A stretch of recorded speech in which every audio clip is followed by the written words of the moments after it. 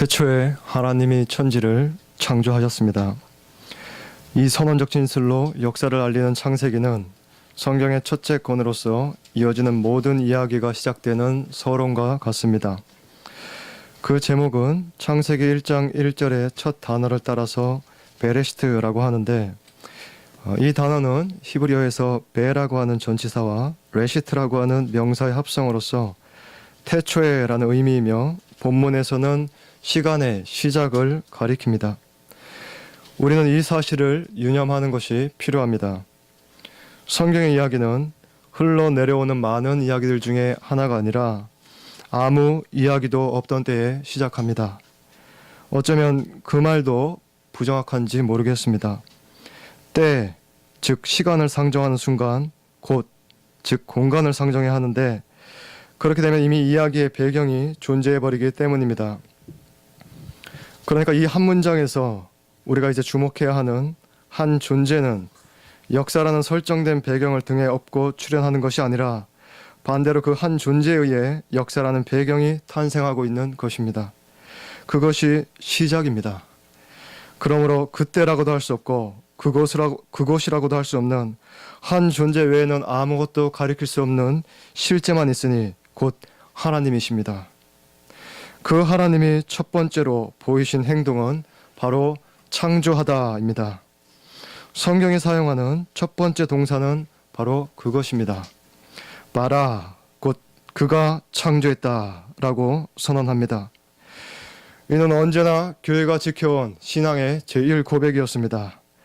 전능하사 천지를 만드신 하나님 아버지를 내가 믿습니다. 교회는 하나님 아버지의 전능성을 천지를 만드신 이를 빌어 고백해온 것입니다. 이 시작이 있다는 사실과 그 시작이 하나님의 창조에 있다는 사실을 주장하는 일은 오늘날 더욱 강조되어야 하는 중요한 과제입니다. 인류에게 그 시작의 문제가 중요하지 않은 때는 없었습니다. 신화가 지배하던 시대에는 말할 것도 없고 철학의 출발도 바로 만물의 근원에 대한 물음에서 있게 된 것입니다. 그것이 학문의 출발입니다.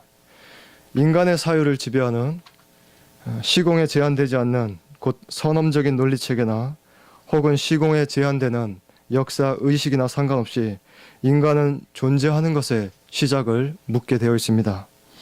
즉 인간은 정상적이라면 존재의 기원을 생각하지 않을 수가 없으며 오히려 그 기원에서부터 발원하는 창조주의 능력과 신성의 분명한 가시성 때문에 아무리 탁월한 지성도 스스로 무신론을 고집하려는 한 이 문제 앞에서는 맥을 못 추어 궤변을 늘어놓게 되는 것입니다. 최근에는 리차드 도킨스라는 생물학자가 자신의 진화 이론에 근거하여 무신론자로 자처하여 세계적인 명성을 얻고 있지만 한 세기 전만 해도 곧 20세기 초에 똑같이 영국에서 자신을 공공연한 무신론자로서 대변했던 인물은 버트란트 러셀이라는 저명한 철학자였습니다. 그는 매우 명석한 사고를 가진 사람이었는데 오늘날 도킨스도 뚜렷한 대답을 회피하고 있는 인간의 과학이 아직 해명하지 못한 대표적인 문제인 우주의 기원, 곧 존재의 기원에 대해 시작을 반드시 상정할 필요가 있는가 라는 반문으로 영혼을 결국 만물에 돌리는 어리석음을 드러내었습니다. 결국 이렇듯 자신을 포함한 모든 존재의 시작을 하나님의 창조에서 찾는가 그렇지 않는가 하는 문제야말로 인간의 종교적 특성을 결정지으는 절대적인 문제인 것입니다. 우리의 신앙은 여기서 출발해야 합니다. 우리는 현대에 새로 발견된 사실이나 혹은 과거에 정립되었던 어떤 이론이나 또는 잠깐 유행하다가 없어질 사조나 문화 현상 따위를 주목하려는 것이 아닙니다. 오히려 만물이 없었을 때부터 있는, 다시 말해 아무것도 없는데 홀로 있는, 그보다 앞선 것은 아무것도 없는 바로 그 하나님에게 집중하려는 것입니다. 우리의 사유는 바로 거기에서부터 출발해야 합니다. 곧 하나님이 말씀으로 천지를 창조하셨습니다. 고로 만물이 존재합니다. 하나님이 이르시되 빛이 있으라 하시니 빛이 있었습니다. 하나님이 이르시되 물 가운데 궁창이 있어 물과 물로 나뉘라 하시니 궁창 아래의 물과 궁창 위로 물이 나뉘었습니다. 하나님이 이르시되 천하의 물이 한 곳으로 모이고 묻이 드러나라 하시니 묻이 드러나서 땅과 바다가 구분되었습니다. 하나님이 이르시되 땅은 풀과 씨 맺는 채소와 각기 종류대로 씨 가진 열매 맺는 나무를 내라 하시니 각종 풀과 채소와 나무를 내었습니다. 하나님이 이르시되 하늘의 궁창에 광명체들이 있어 낮과 밤을 나뉘게 하라 하시니 해와 달과 별들이 빛났습니다. 하나님이 이르시되 물들은 생물을 번성하게 하라. 땅이 하늘의 궁창에는 새가 나르라 하시니 온갖 물고기와 새들이 바다와 하늘을 채웠습니다. 하나님이 이르시되 땅은 생물을 그 종류대로 내되 가축과 기는 것과 땅의 짐승을 종류대로 내라 하시니 지상에 오만 곤충과 동물들이 생겨났습니다. 그리고는 하나님이 이르시되 우리의 형상을 따라 우리의 모양대로 우리가 사람을 만들고 그들로 바다의 물고기와 하늘의 새와 가축과 온 땅과 땅에 기는 모든 것을 다스리게 하자 하시고 사람을 지으셨습니다. 그렇습니다. 하나님이 지으신 자입니다. 우리를 포함한 만물은 지음받은 자입니다. 원래부터 있지 않았습니다. 원래부터 있는 존재는 하나님이십니다. 그 하나님이 지으신 모든 것을 보시니 보시기에 심히 좋았더라라고 기록함으로써 첫 번째 장이 마무리됩니다. 여기서 우리는 다른 이가 아니라 곧 완전하신 하나님이 보시기에 좋다 혹은 선하다라는 이 진술이 의미하는 바가 무엇인지를 구상하기가 사실상 어렵습니다. 타락 이전 세상의 조건과 상태가 어떠했는지에 대한 경험적인 지식이 없기 때문입니다. 그럼에도 하나님이 보시기에 좋았더라라는 진술은 성경이 사용하는 첫 번째 반복 진술임을 유념할 때에 성경을 읽는 독자가 반드시 주목해야 하는 표현이기도 합니다. 곧 히브리 저야들에게 반복은 가장 기본적인 강조법이기 때문에 성경은 우리에게 바로 이 소리에 먼저 귀를 기울이도록 요청하고 있는 것입니다. 도대체 이 최초의 선이 어떤 상태였는가는 얼마 전에 저도 담임 목사님께 여쭙기도 했지만 이 구상하기가 어떤 상태였는가 어려워도 전체 성경에 대한 우리의 이해는 그 온전한 상태에 대한 인식에서 출발해야 합니다. 이는 또 궁극적으로 세계에 대한 우리의 이해를 결정하는 중요한 전제가 되기도 합니다. 곧 피조물인 인간의 세계관에서 창조주 하나님이 보시기에 좋았다는 이 사실보다 더 중대한 의미를 가진 현실이 있을 수가 있을까요? 전체 성경의 결론이 다시금 이 첫 진술, 곧 하나님이 보시기에 좋았다라로 귀결되지 않는 한 그 어떤 교훈과 예언과 장래의 약속이라고 하더라도 그것은 궁극적으로 의미를 잃게 되는 것입니다. 즉 만일 하나님이 보시기에 정말 좋지 않다면 그것이 무엇이라도 본래적 가치를 상실하며 헛으로 드러나기 때문입니다.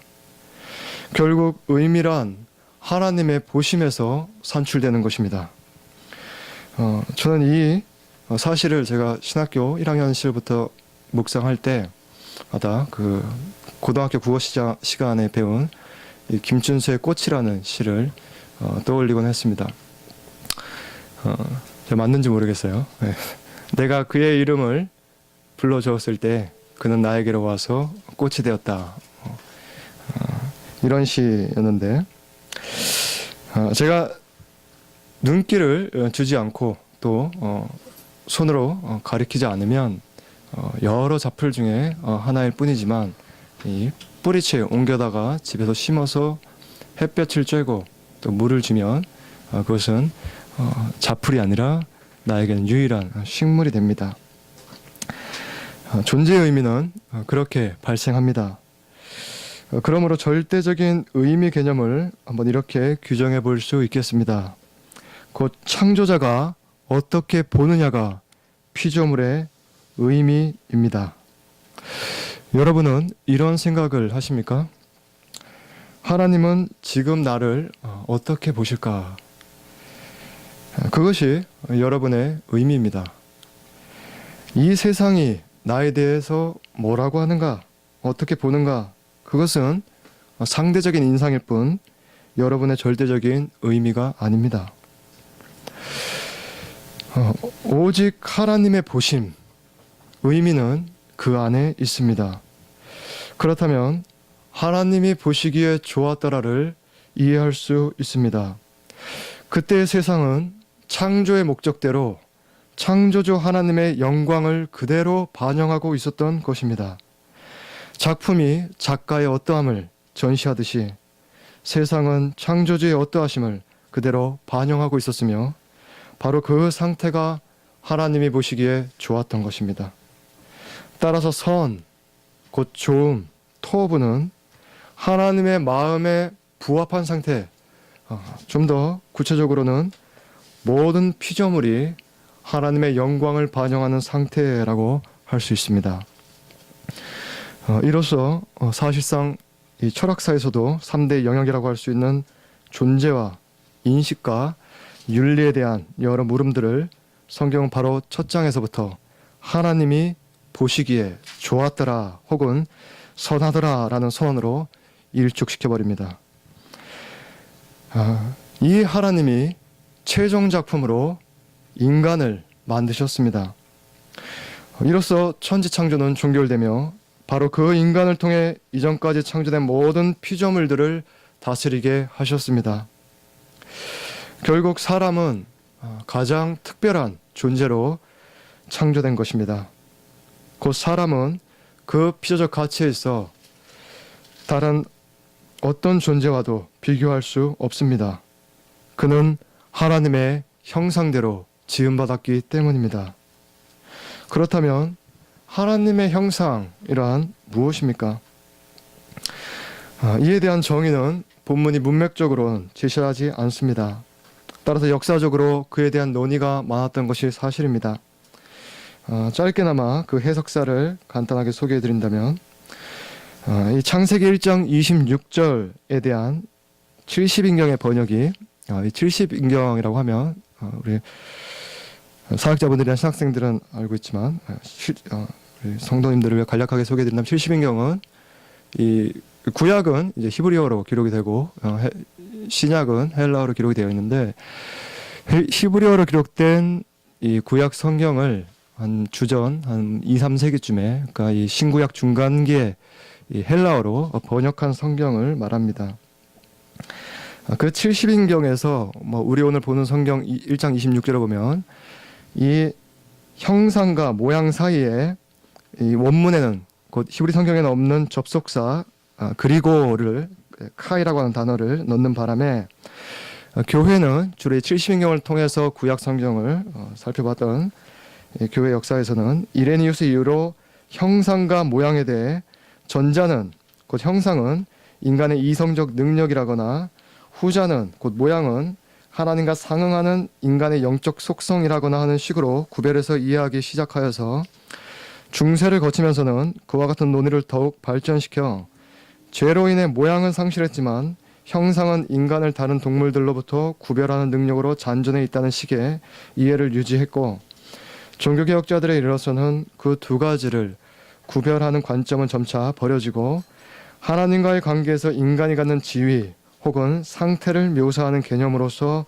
형상을 설명하게 되었으며 근래에 이르러서는 특별히 지난 세기에는 칼 바르트라는 신학자의 영향으로 하나님의 형상대로 사람을 창조하시되 남자와 여자를 창조하시고 라는 구절에 주목하여 형상을 사람과 사람 간의 관계성에 상응하는 개념으로 해석하다가 최근에는 실은 크리소스톰에게서 이미 설명된 해석이지만 고대 근동 세계에서 이 누군가의 대리자, 특별히 신과 같이 보이지 않는 존재를 대신해서 통치하는 그 왕과 같은 인간을 하나님의 형상, 그 신의 형상, 곧 젤렘이라고 표현했던 이 용어의 공시적인 의미를 아마도 이 창세기 저자가 사용했을 가능성에 주목하여서 인간은 하나님의 형상으로서 그분을 대신하여 만물을 통치하는 대리자로서 창조되었다는 해석을 선호하고 있습니다.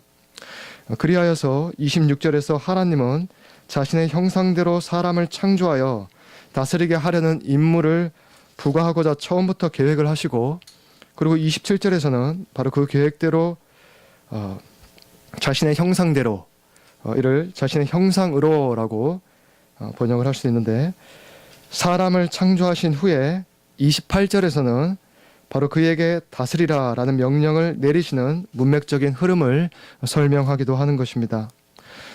이와 같은 대리자의 통치적 개념은 이후 참 하나님의 형상이신 예수 그리스도의 통치에 자연세계가 순복하는 모습이나 선지서에서 새하늘과 새 땅에 회복된 전망이 자연세계의 순복으로 묘사된다는 사실과 부합하기도 합니다.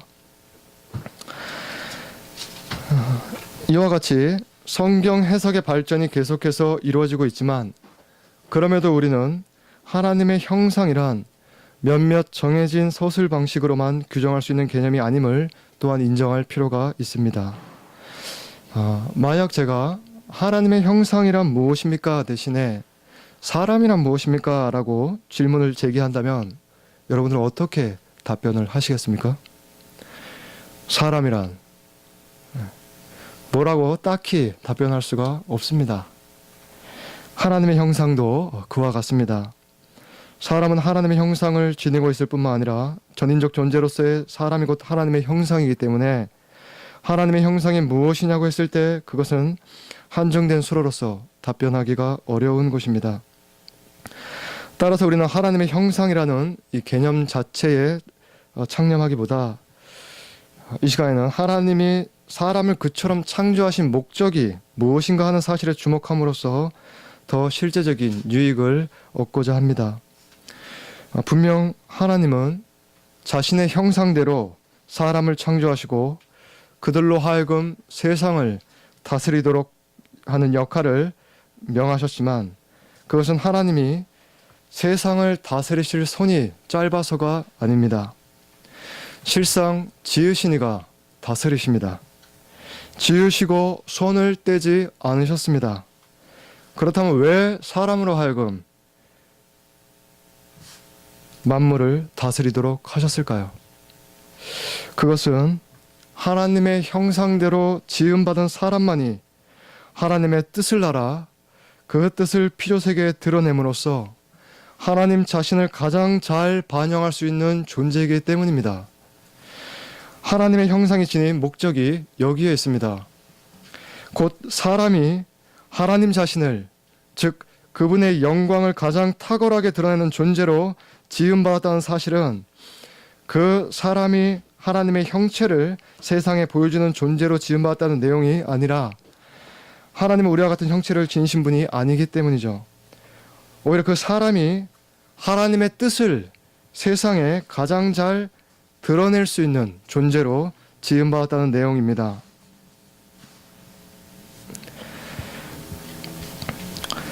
그럼으로써 하나님의 영광을 가장 탁월하게 드러내는 피조물이었던 것입니다.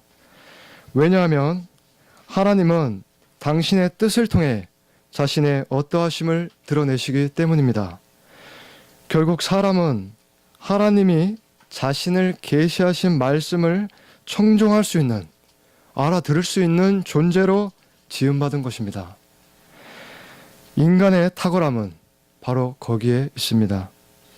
이 세상의 머리와 같이 지음받은 인간은 유일하게 하나님과 소통할 수 있는 존재로 지음받은 자였습니다.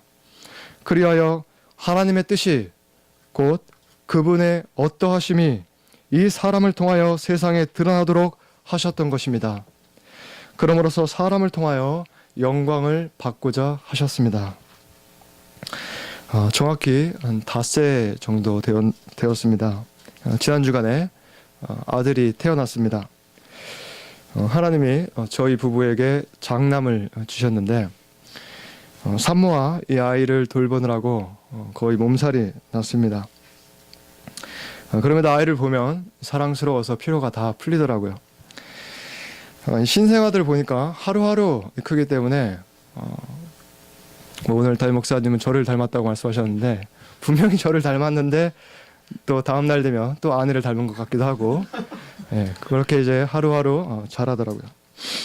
그런데 더 분명한 한 가지 분명한 사실은 이 아이의 발은 꼭 제 발가락과 이 발 똑같이 생겼습니다. 그래서 이 발을 보면은 내 아들이 맞구나라고 이렇게 알만하겠더라고요. 오늘 뭐 좌우 대칭성에 대해서 말씀하셨지만 아기의 이 좌우의 손발도 똑같이 이렇게 생겼고 그 발이 또 이렇게 아비인 저와 이렇게 또 닮아 있으니 참 그렇게 좀 기분이 좋더라고요. 더 신기한 사실은 제가 말을 하면 가만히 이렇게 듣고 있는 것입니다. 제 목소리를 알아들어요.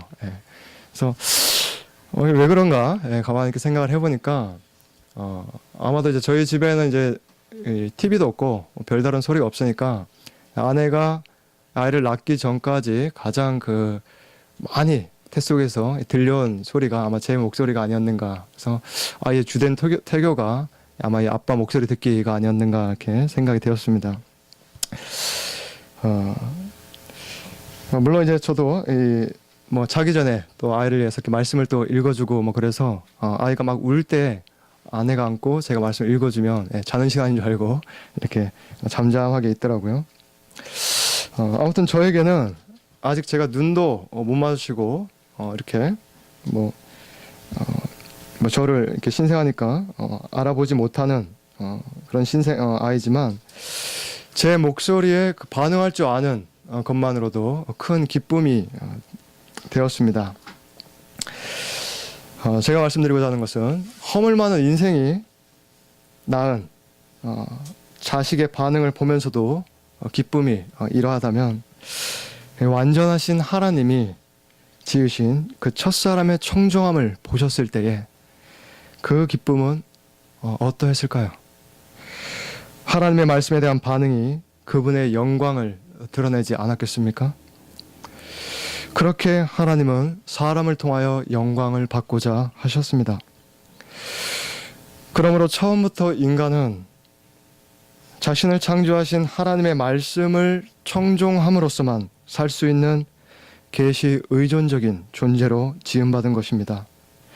그 의존성을 가질 때에만 인간은 가장 하나님의 형상다운 상태를 지닐 수 있었던 것입니다. 또한 바로 그때에 인간의 자유가 가장 잘 표현되는데 그 상태를 시사하는 장면이 성경의 두 번째 장에서 클로즈업되는 에덴 동산입니다. 곧 우리가 오늘 읽은 2장 4절에서 내력이라고 번역된 이 톨레도시라는 이 기술어는 이제 마치 영화로 치면은 새로운 씬으로 넘어갈 때와 같이 이야기의 장면을 옮길 때 사용하는 문학적인 장치입니다.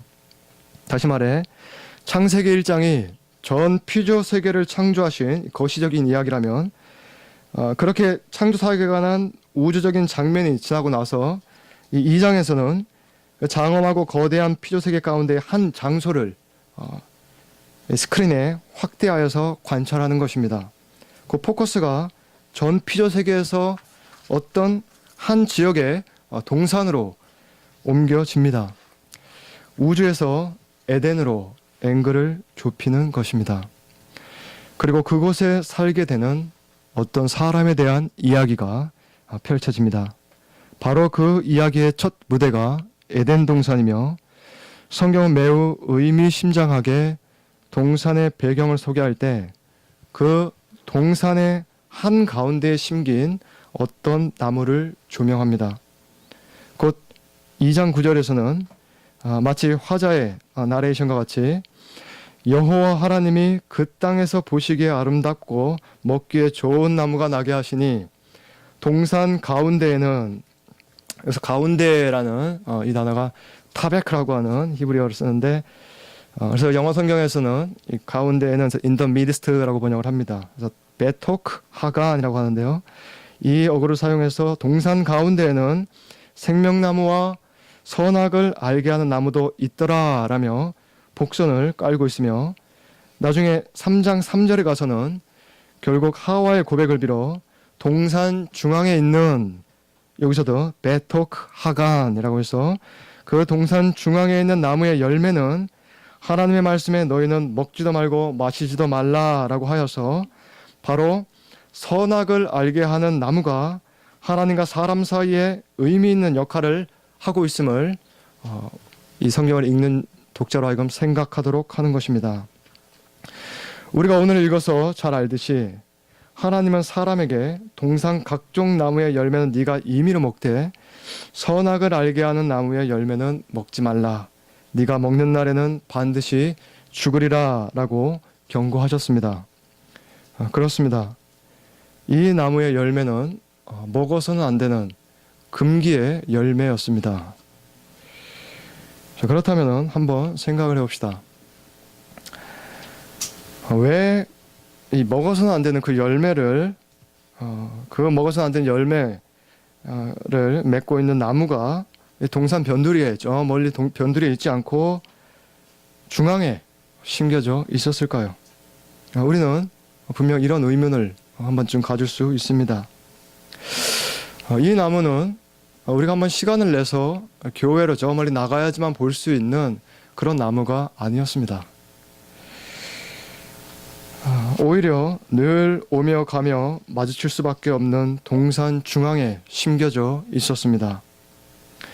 왜 하나님은 이 심상찮은 나무를 마치 우리 어렸을 때 보면 애들 손에 닿지 않아야 되는 약품이나 도구를 저기 높은 찬장이나 뭐 이렇게 올려놓듯이 아예 사람의 손이 안 닿는 저 멀리 어디에 심어놓지 않으시고 어디 그 외곽에 박아놓지 않으시고 그래서 거기는 위험하니 애당초 가지 마라 라고 하시는 것이 아니라 동산 중앙 곧 사람이 살아가야 했던 삶의 현장 그 한복판에 심어 놓으셨을까요? 아마도 그 이유는 앞서 설명해드린 바 사람은 하나님의 형상으로서 늘 그 말씀을 청종함으로써 사는 존재였기 때문일 것입니다. 즉 하나님의 말씀은 한 번 시간이 나면 들으러 가는 우리 삶의 주변부에 속한 이야기가 아니라 늘 우리 삶의 중심에서 마주쳐야 하는, 그래서 사람이 그것을 따라 살아야 하는 가시적인 법으로서 존재하기 때문입니다. 고로 그 나무는 눈으로 보는 하나님의 말씀이었습니다. 결국 그 나무는 사람에게 저주를 가져다 주기 위해 심겨진 것이 아니라 바로 사람이 어떤 존재인지를 가르쳐 주기 위해 심겨진 것이었습니다. 사람은 그 나무를 봄으로써만 자신에게 말씀하신 이가 계심을, 즉 하나님의 주권에 대한 인식을 유지할 수 있었습니다. 곧 사람은 하나님에게 순복함으로써만 피조세계를 다스릴 수 있는 존재임을 동산 가운데 있는 나무가 늘 보여주었습니다. 처음부터 인간이 주인이 아니라 하나님이 주인이심을 말입니다. 그러므로 만일 하나님 주권의식을 잃어 그분에 대한 의존성을 상실하게 되면 사람은 자기 자리를 이탈할 수 있었던 것입니다. 이와 같이 하나님과 사람의 관계를 규정하기 위해 동산 중앙에 두신 나무가 바로 선악을 알게 하는 나무였습니다. 곧 선악을 알게 하는 나무의 열매는 먹지 말라. 네가 먹는 날에는 반드시 죽으리라 라는 계명을 통하여 사람은 자신이 하나님의 말씀에 순종함으로써 살 수 있는 존재라는 사실을 그 삶의 한복판에 서 있는 가시적인 메시지를 보면서 매일같이 생각해야 했던 것입니다. 이렇듯 처음부터 생명은 하나님의 말씀과 무관하게 주어질 수 있는 것이 아니었습니다. 다시 말해 처음부터 인간 존재는 하나님의 뜻과 무관하게 살 수 없는 하나님의 형상이며 하나님의 말씀에 순종하지 않을 때 그 형상은 일그러질 수밖에 없는 것이었습니다. 하나님의 뜻이 대변되지 않는 하나님의 형상이란 있지 않기 때문입니다. 그러므로 우리는 장차 그분의 뜻이 회복된 형상을 통해 이 땅에 이루어지는 것 이상의 꿈은 꾸지 않기를 바랍니다. 바로 그 일을 위해 우리는 이제 태초부터 계신 하나님의 말씀이 비추어지기를 바라는 것입니다. 기도하겠습니다. 지극한 영광 중에 계시는 하나님,